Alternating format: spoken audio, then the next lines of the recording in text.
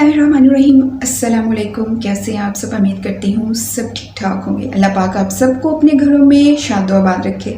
मैं हूँ आपकी आरजे फरी और आज का जो हमारा टॉपिक है वो है रमज़ान का इस्तकबाल। इस टॉपिक पे मुझे बहुत ज़्यादा रिक्वेस्ट आ रही थी और मैसेजेस आ रहे थे कि आप इस टॉपिक पे बात करें। आप रमज़ान का इस्तकबाल किस तरह से करती हैं, आपका क्या पॉइंट ऑफ थिंकिंग है और क्या क्या प्रिपरेशंस आप करती हैं रमज़ान के लिए। तो सबसे पहले आप सबका तहे दिल से बहुत बहुत शुक्रिया, जज़ाकुमुल्लाह अहसनुल जज़ा, कि आप लोग मुझे इस काबिल समझते हैं मुजदाना को कि मेरे अल्फाज आप लोगों के लिए इतनी अहमियत रखते हैं। यहाँ पे मैं आपको सबसे पहले जो है वो रमज़ान का थोड़ा सा तारुफ़ करवाऊँगी और उसके बाद जो है वो मैं अपनी जो है अपना जो मेरी थिंकिंग है, मैं किस तरह से रमज़ान का इस्तकबाल करती हूँ वो आप लोगों के साथ शेयर करूँगी।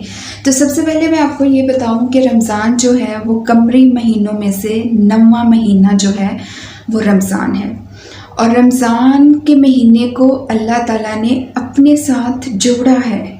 ख़ुद अल्लाह पाक ने इस महीने का जो है वो ज़िक्र किया है, इससे मोहब्बत का इजहार जो है ना वो अल्लाह पाक ने बड़े वाज़ेह लफ्ज़ों में किया है और हदीस पाक में भी है। और हदीस पाक का मफ़हूम कुछ इस तरह से है कि नबी पाक सल्लल्लाहु अलैहि वसल्लम ने फरमाया कि रमज़ान जो है वो अल्लाह का जो है शहर है, यानी रमज़ान शहर अल्लाह है।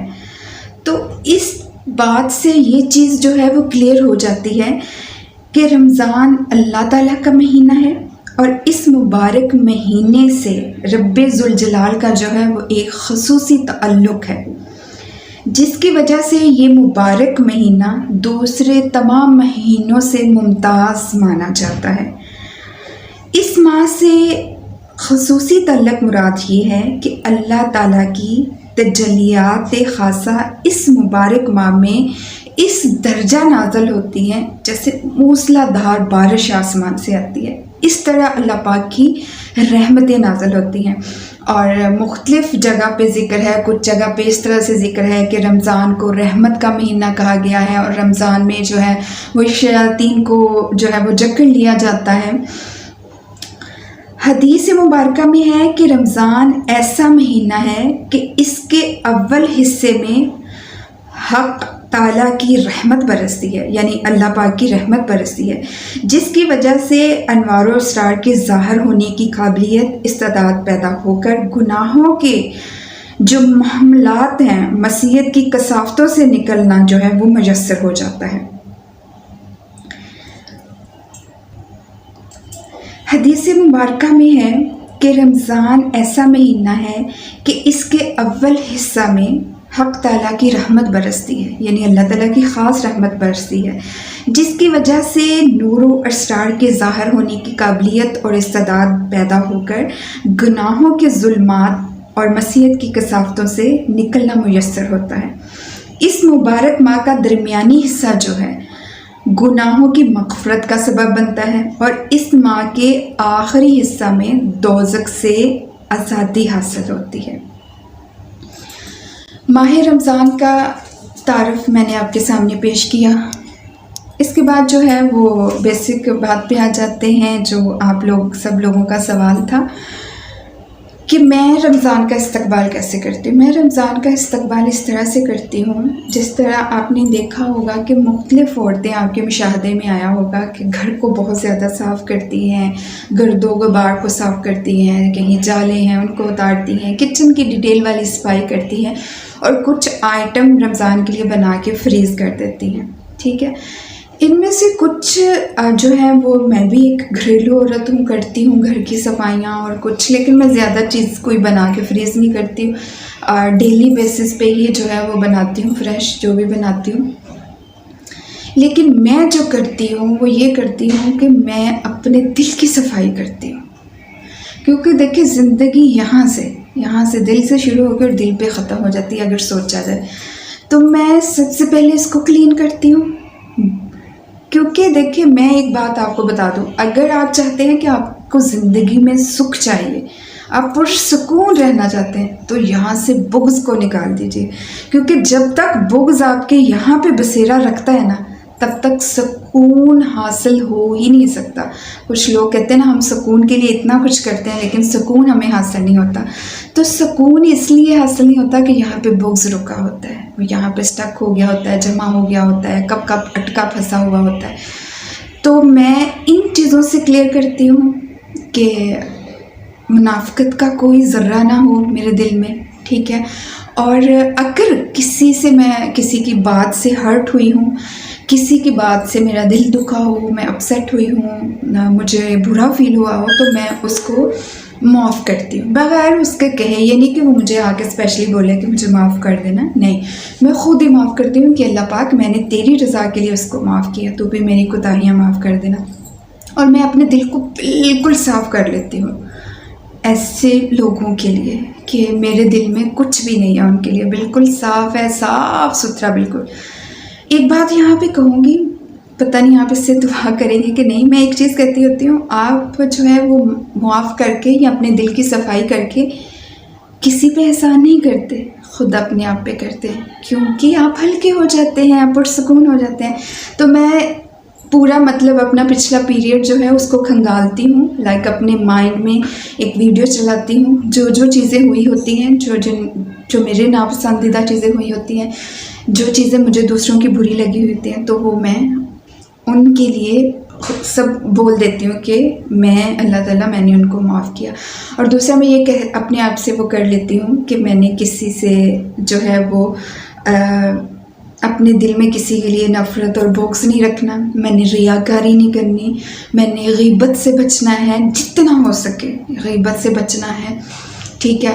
میں نے کسی کی برائی نہیں کرنی، میں نے جو ہے وہ کسی کے بارے میں بھی نیگیٹو نہیں سوچنا. ایک بہت امپورٹنٹ پوائنٹ چھوٹا سا ہے، رمضان میں یا عام زندگی میں آپ اگر کسی کو کوئی اچھا مشورہ دے رہے ہیں یا تنبیہ کر رہے ہیں، اس کو کسی غلط چیز سے روک رہے ہیں اور اچھی چیز کی طرف لا رہے ہیں، یا اس سے کوئی مسٹیک ہوگی اور آپ اس کو بتانا چاہ رہے ہیں کہ یار یہاں پہ آپ غلط ہو، صحیح، تو اپنا لہجہ جو ہے نا خدا رہا اس کو نرم رکھیں، ورنہ آپ کی بات بے مول ہو جاتی ہے.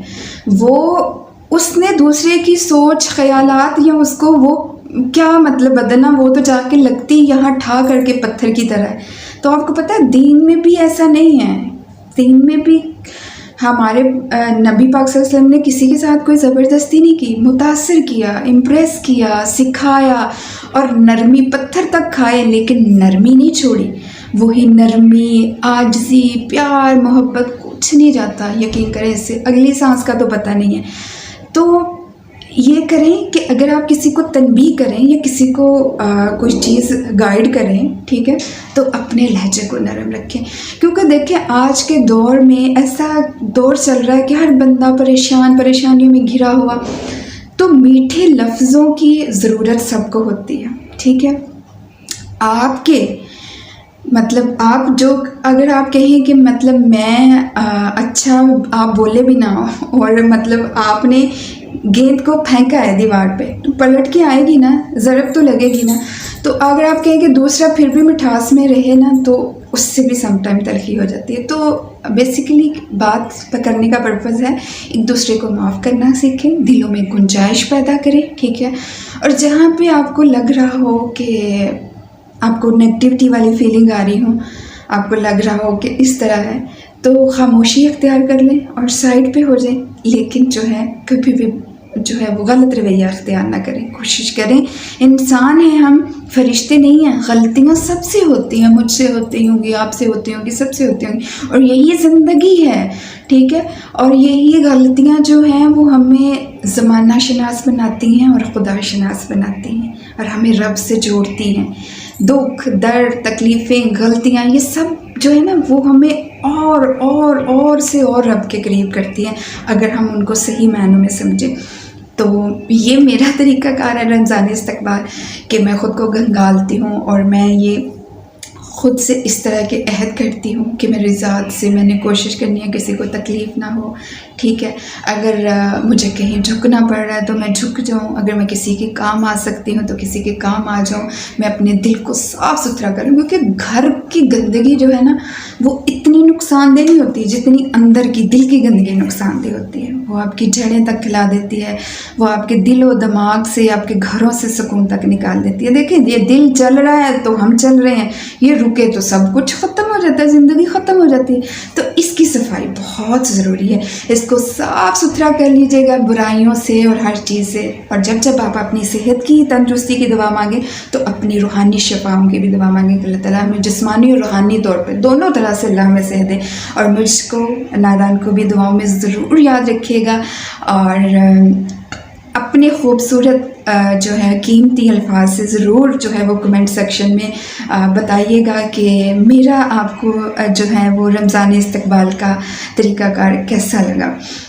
سدا خوش رہیے، آباد رہیے. اللہ پاک آپ کو اور مجھے اور ہم سب مسلمانوں کو رمضان کی رحمتیں اور برکتیں سمیٹنے کی توفیق عطا فرمائے، اور ہمیں اس قابل بنائے کہ ہم اپنے دلوں کو بالکل صاف ستھرا کر لیں اپنے رب کی رضا کی خاطر. جزاک اللہ. السلام علیکم ورحمۃ اللہ وبرکاتہ.